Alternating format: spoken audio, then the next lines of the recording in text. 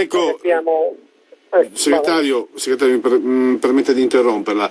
Mi ricordo quando ci siamo sentiti qualche tempo fa, lei denunciava la mancanza di un piano per la sicurezza. Allora io volevo fare un quadro. Dunque, abbiamo visto le leggi degli ultimi anni, indulti, credo fosse successivo a quando ci siamo sentiti, addirittura le ultime leggi permettono agli spacciatori di essere mandati liberi, insomma, quindi una cosa gravissima, penso. E io non sono un bacchettone moralista, ma io mi permetto di considerare una cosa gravissima. Quindi la situazione che lei già denuncia come segretario dell'UGL da anni. Adesso ci si sono messi pure le questioni gravi che lei ha spiegato dello stipendio, insomma, uno si vive con lo stipendio, non si fanno le faville. E poi volevo anche aggiungere, per avere un suo commento, un quadro, la vedo un po' forse più in termini sociologici. Mi sembra che sia successo qualcosa negli ultimi tempi per cui le divise forse sono state un po' prese di mira. Penso ai fatti di Napoli, non solo quelli, perché in altri tempi quartieri di una città importante, grande, europea come Napoli, interi quartieri che si permettono di inneggiare praticamente ancora un po' alla morte dei carabinieri e delle forze dell'ordine, hanno trovato addirittura il sostegno di un intellettuale importantissimo. Io non la penso così, ma in Italia è così, come Roberto Saviano, che tra l'altro viene scortato dalle stesse forze dell'ordine. I giornali, cioè quando sento che un intero quartiere dice che il carabiniere che ha sparato al ragazzo deve stare in galera fino alla fine dei giorni, un altro dice lo voglio uccidere, eccetera, e non vedo una reazione da parte dei soliti bacchettoni del pensiero politicamente corretto, mi chiedo, lo chiedo anche a lei, come vengono viste le forze dell'ordine al giorno d'oggi. Tra l'altro io voglio essere chiaro e onesto, segretario Bazzetti, ieri l'altro parlavo con i nostri ascoltatori, io sono molto severo con chi indossa una divisa. Chi indossa una divisa deve essere assolutamente irreprensibile, quindi non faccio concessive, come mi sentirei adesso con quello che leggo sui giornali, proprio per parlare come mio solito, pane al pane, vino al vino. Le do la parola, segretario. Grazie. Anche questo è un problema, come diceva, che noi stiamo cercando e affrontiamo da anni in maniera forte. Noi siamo in un paese in cui ancora non abbiamo dei protocolli operativi certi. Ancora un operatore, ripeto, della sicurezza, un agente di polizia, che la sera, la notte, durante il servizio, quindi in situazioni estremamente disagiate, quindi per strada, si trova ad affrontare situazioni per le quali non c'è un protocollo certo di operatività. Quindi deve affrontare queste evenienze secondo quello che gli può suggerire la sua mente in quel contesto. Dopodiché quello che fa viene giudicato il giorno dopo, una settimana dopo, un mese dopo, viene giudicato dai mass media, viene giudicato dalla magistratura, dalla politica. Il problema delle forze dell'ordine, dicevo, che vivono una sovraesposizione proprio, è il problema delle funzioni. C'è una sovraesposizione che quindi espone l'operatore, dicevo, a responsabilità penale. Quando dicevo prima responsabilità penali, civili e amministrative, è proprio questo, che oggi si vive nell'incertezza. Oggi si prende servizio, che può essere un servizio d'ordine pubblico, di controllo, ma non solo.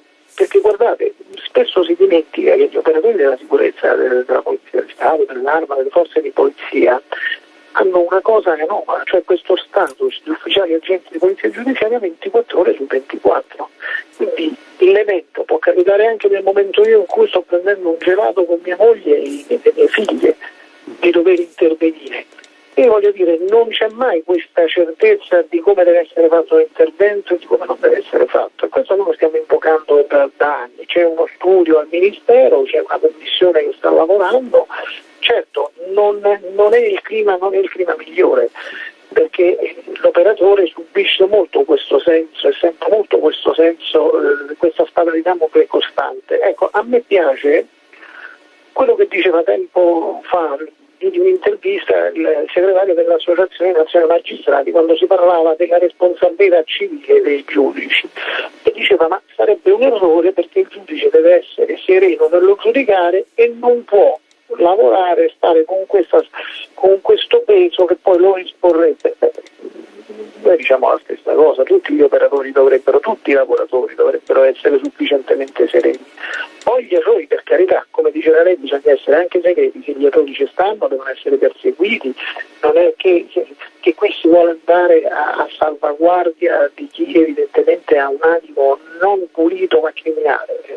Se uno è un criminale, che sia un poliziotto, che sia un politico, che sia un prete, è giusto che debba essere perseguito nella maniera dura che è dovuta.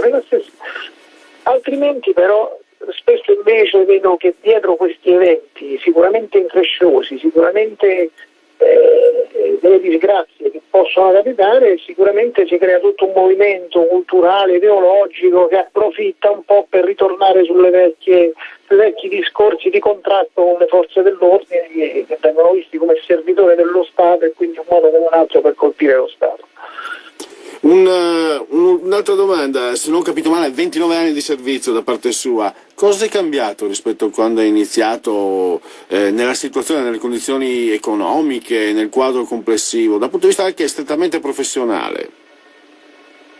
Innanzitutto è cambiato un clima nel paese, questo è importante. Quando cambia un clima nel paese cambia anche un'attenzione politica, perché i politici poi sono espressione di questo paese. Quando viene meno l'attenzione della politica, automaticamente poi c'è una ricaduta. Si diceva dei tagli, il nostro Ministero ha subito tagli come hanno subito tutti gli altri ministeri. Tagli vogliono dire incidere sull'operatività, anche sulla sicurezza di chi assicura la sicurezza ai cittadini, perché parliamo di autovetture con 240.000 chilometri, parliamo di situazioni veramente disagiate. Vogliamo parlare di Mare Nostrum, l'ultima volta parlammo dell'operazione Mare Nostrum, dei colleghi che venivano portati da una parte all'altra dell'Italia, costretti a lavorare in situazioni veramente senza guanti, senza mascherine, poi è scoperto alcuni sono venuti a contatto con persone affette da TBC e altre cose. Quindi voglio dire, quando cambia un po' la cultura, quando cambia anche un'attenzione, e questa è la dimostrazione, le forze dell'ordine sono viste al pari. Al contempo però le forze dell'ordine sono quei lavoratori ai quali vengono sottratti dei diritti costituzionali, perché si è fatto un gran parlare dello sciopero che è stato invocato dalle forze dell'ordine in questa circostanza.